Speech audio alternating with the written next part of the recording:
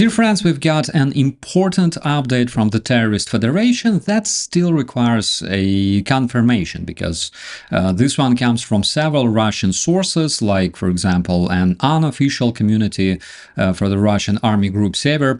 But if it's true, then we can pretty much refresh that long list of the Russian generals who got toasted in Ukraine, just like Putin's dreams of fast and victorious war.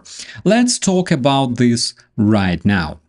Alright, my friends, grab a coffee or something stronger, I will not judge, because today a major shakeup emerged. The Russian Major General Mikhail Gudkov, the top-tier rubber-stamped hero of Russia and deputy commander of the Russian Navy, apparently got improved by a Ukrainian missile in a recent strike on the Russian command center in Kornevo, which is in the Russian region of Kursk. Again, this update comes from a Russian community, so it still requires confirmation. Now, let's unpack what we know so far. We know that Gudkov is not an average Russian general. In March this year, Putin slapped him with a shiny promotion. He received a position of a deputy commander of the Russian Navy. So obviously he started personally inspecting frontline positions. Before that, Gudkov commanded the infamous Russian 155th Marine Brigade, which had a long rap sheet of brutality. It was the very same brigade that filmed themselves decapitating a Ukrainian soldier and impaling his head on a pole. Because, my friends, there is a very good reason the world calls the Russian army terrorists. We all know that Russians are only good at raping civilians, stealing toilets and conditioners, and torturing hostages. Basically, today Russia is an ISIS of the Slavic world, and the Russian 155th Brigade has been accused of numerous war crimes near Kyiv, participating in atrocities in Kherson and Kharkiv, and of course that horrifying decapitation video from August 2024 committed near checkpoint at Kolatilovka. Captured members of this terrorist group often admit to killing or witnessing Ukrainian POWs being tortured and executed.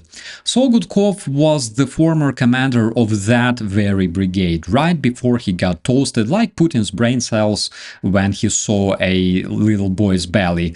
Why does this matter? Because not only Putin lost his deputy navy commander, but also a so-called hero of Russia, a famous role model for the Ruski terrorists, and a notorious war criminal. And also, as you probably know, recently the US paused some defense aid to Ukraine.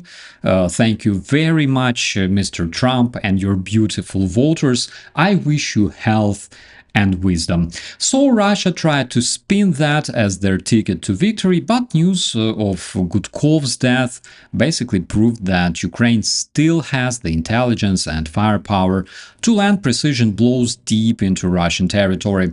Of course, we should expect Russia to replace Gudkov fairly quickly, but the message is very clear.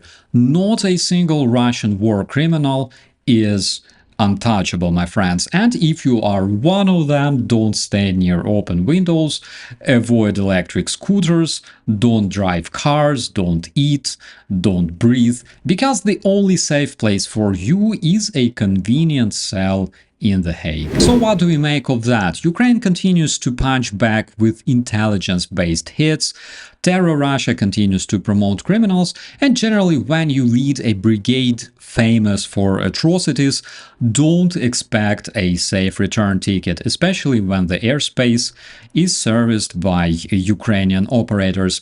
In the meantime, we will expect the good news from the Ukrainian general staff and keep our beer in the fridge. With that, my dear friends and family, I wish you a beautiful day.